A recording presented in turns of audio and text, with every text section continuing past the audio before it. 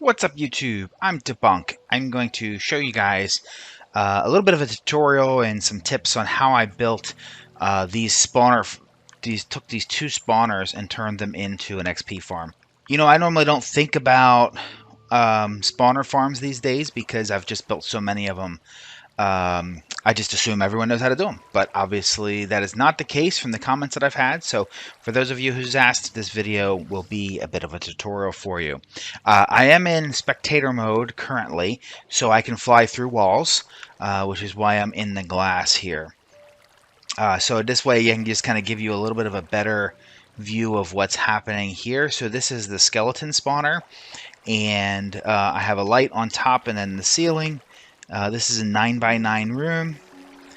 Drops into a one deep, two high, one wide trench. That's the water leads them to here, and then it goes up. You can see here where the water tower just kind of goes up, goes across, and then back down. And you can see I have the same thing here, which is double wide for spiders. So on this side. Now the spiders, these guys have a drop. I have more space here between the spawner and the bottom, but that's just because I wanted the two spawner rooms to look similar. So this is just two, water pushing down. Here it's a 2 wide trench instead of a 1 wide trench over there. Same thing down here. Now I had to get a little bit creative here because because of where I wanted the spiders to go, I had to use the water to push them down this way. And then if I can show you here, I have another set of water there that pushes them this way into this bubble column. Now if I had ice or packed ice underneath of the floor, that might help. And I don't know how well these fences here actually help. I don't know if they help or not, but I always use them, and again, I don't know if it's right or wrong, or that's just how I do it. So I'm showing you how I do it. And then the last thing I have is the redstone lamp on top with a redstone line, which you can see goes to the switch here. And when I flip that switch, it turns the whole system on, or turns the light on and off, which turns the system on and off. Okay, so let me jump to a spawner that I haven't worked with, and I'll show you a few things that you need to know about spawners and how to build these XP farms and mob farms using spawners. So let's see what we can find. Alright guys, so I found a spawner. I'm actually still in the same world, but I'm in creative mode, and this is a zombie spawner. And so what I want to show you here, a couple things. Regardless of the spawner type, one torch or light source on top of the spawner will disable the spawner. So if you want to have a redstone lamp so you can put a switch on it, you just need that one on top. And then your ceiling, and then that way your ceiling can go on top. So that's number one in terms of lighting. So you can have, your on-off hidden above a ceiling and just have that one light source there. Okay, here's the next thing important to know. When you come to a spawner, from the spawner, you want to got 1, 2, 3, 4 blocks in each direction. Okay, so I put these stone blocks in, 1, 2, 3, 4 out, and if I just connect these together like this, technically speaking, if I were to take this light out, those are the only places where, those are the distance away from the spawner that mobs can actually spawn in Bedrock Edition. Now, if you're on Java Edition, this is different, so very important to know, which edition you're on. In Java, it's a full, it comes all, if it's Java, you'd come all the way to these corners. So when you're looking at tutorials online, sometimes you'll see people will just build these diamonds. That's all you need. Now, I am partial to just building 9x9 because to me, it's just easier. But this is all you absolutely need.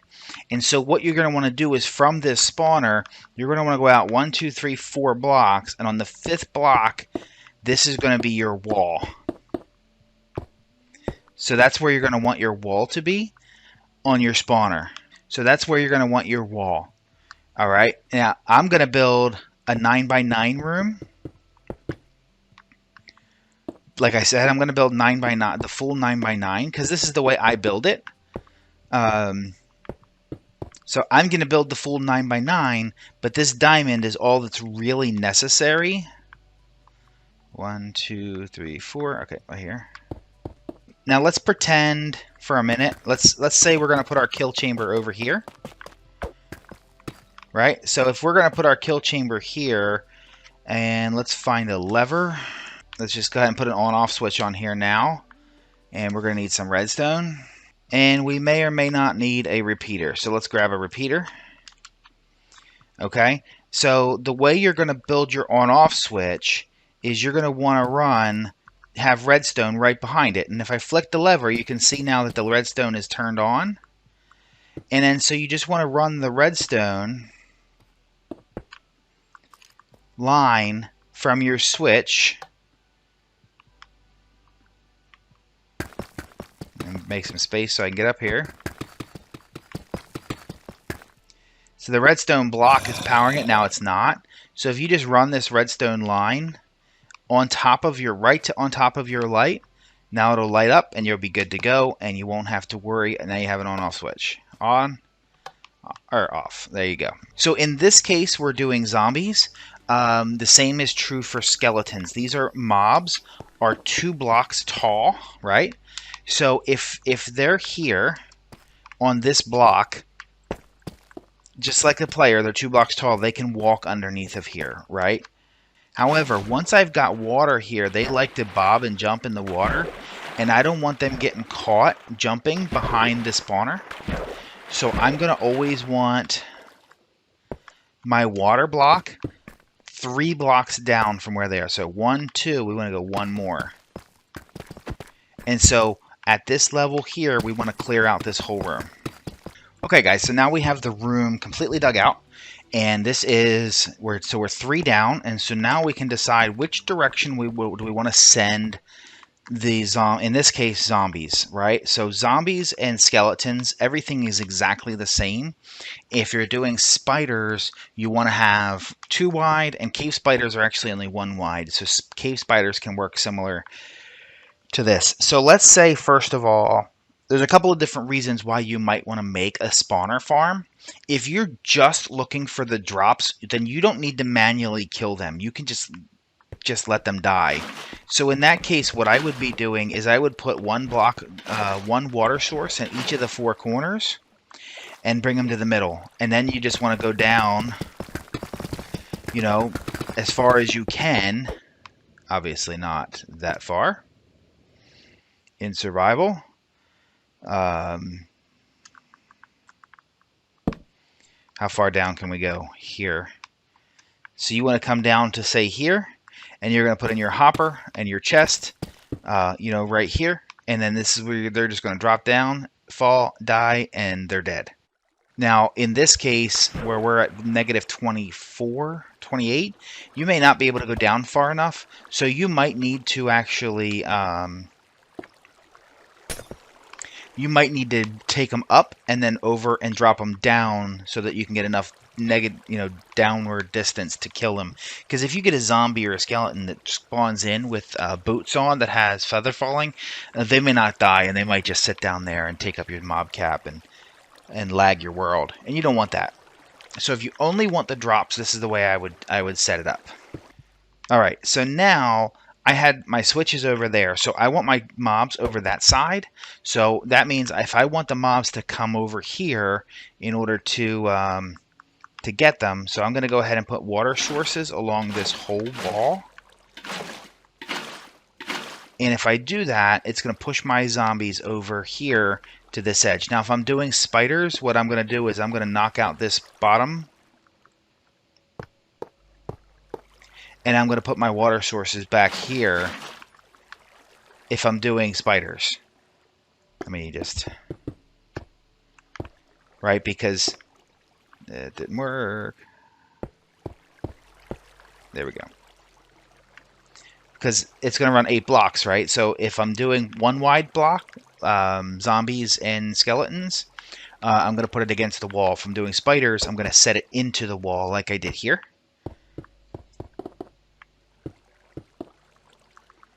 So let's go ahead and put those back. Now again, these mobs are 2 blocks high, so when they get to the end here, I'm going to want them to fall down 1, 2 blocks.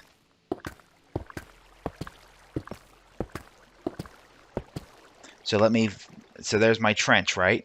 And now I need to funnel them. I can do this 2 ways. There's 2 ways that I can do this. I can put a water source here and have them all come to this one corner and then drop them down further from there. Right, so I'll just put the torch there. So if we wanted to, we could just do 1 water source here, run them over to this corner, take them down, and whatever we want to do with them from there. Okay, now my preference is always to put a second water source here, which will then run them to the center. And then you're going to need 1, 2. Now remember, they're going to be in water, so they're bobbing, so you want to knock the third one out too. And now we have a trench.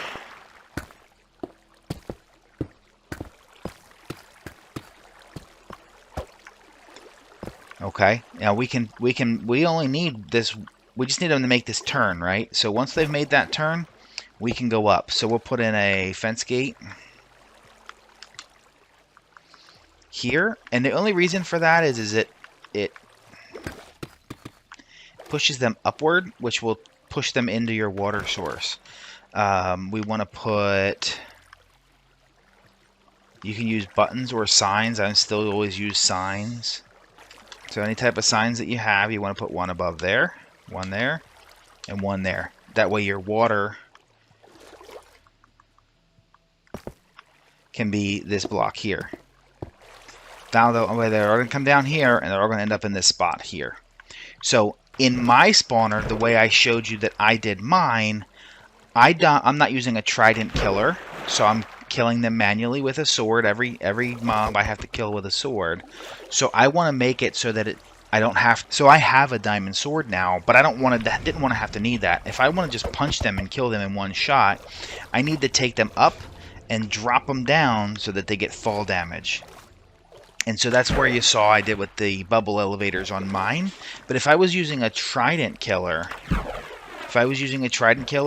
this can literally just drop them right into the trident killer right here. This could be your trident killer right here. Boom. So you don't have to have... so if I was using a trident killer, I would take them that direction and bring them straight into my room, my kill room, so that they can die right where I want them to be. And that's going to be my AFK spot, is right next to the trident killer. So I don't have to move the mobs out any distance. If I want to do the... now, if I want to take them up here, I'm just going to fill this whole thing up with water. I don't need to fill the whole... I don't technically need to fill the whole thing up with water. I need a water source at the top. And a water source at the bottom.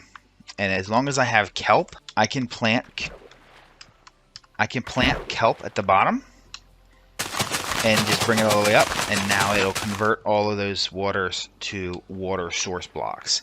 And I do need to have 1 more. And now I can break all this kelp. Break all the kelp, and then I want to get a soul sand, piece of soul sand. And I'm just going to replace this bottom block, and there's my bubble elevator. Which will then push the mobs up to the top. There you go. And then you want to just let them come over. And they're going to come over, and then wherever you drop them, that's going to be your kill spot.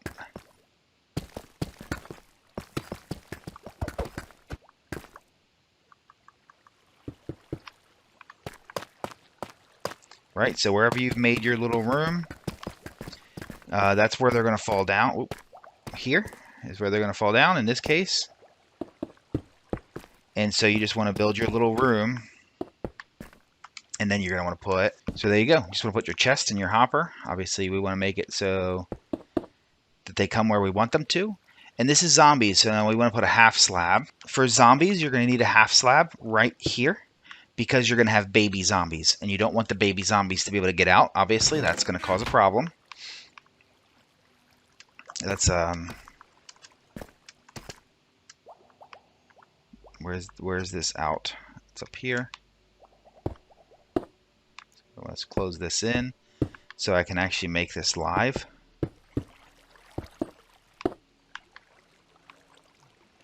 Now this torch can technically stay up here. I normally like to put it maybe on this side. You'll get glow squid will grow in here, come up in here.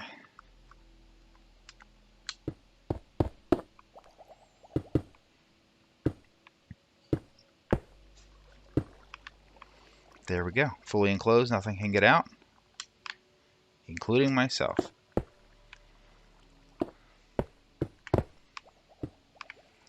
So now, and I put this this glass down here, this tinted glass. All right, so now we need to remove this torch. And now we have a fully active and ready to go zombie farm. Now, like I said, this could be zombie or skeletons. So let's go ahead and turn the light off there. You heard the zombies spawned instantly, and there you go. You can see the water.